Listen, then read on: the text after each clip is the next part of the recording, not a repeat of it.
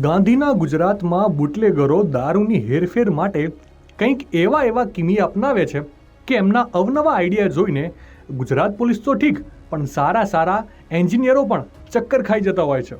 મળતી માહિતી મુજબ મહેસાણા લોકલ ક્રાઇમ બ્રાન્ચની ટીમે ચોક્કસ બાતમીના આધારે ભાંડુ હાઈવે પર વોચ ગોઠવીને વિદેશી દારૂની મોટી ખેપ ઝડપી પાડી છે.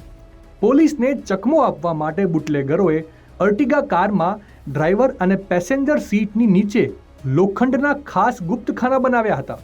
આ ખાનાઓમાં અત્યંત ચાલાકીપૂર્વક દારૂની બોટલો છુપાવવામાં આવી હતી. જોકે એલસીબીની ટીમે બારીકાઈથી તપાસ કરતા કારમાંથી કુલ 1130 નંગ વિદેશી દારૂની બોટલો મળી આવી હતી. પ્રાથમિક તપાસમાં જાણવા મળ્યું છે કે આ દારૂ રાજસ્થાનથી પાલનપુર થઈ મહેસાણા તરફ લાવવામાં આવી રહ્યો હતો. મળતી માહિતી મુજબ પોલીસે કુલ 7.34 લાખનો મુદ્દામાલ રિકવર કર્યો છે. હવે મુદ્દામાલ તો રિકવર થઈ ગયો, પણ સવાલ અહીંયા એ થાય છે કે ગુજરાતમાં કહેવાતી દારૂબંધીનું ટાઇટલ ક્યારે રિકવર થશે?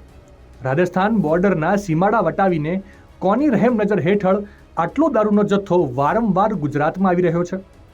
આ બાબતે તમારો શું પ્રતિભાવ છે? કોમેન્ટ કરીને જરૂરથી જણાવજો.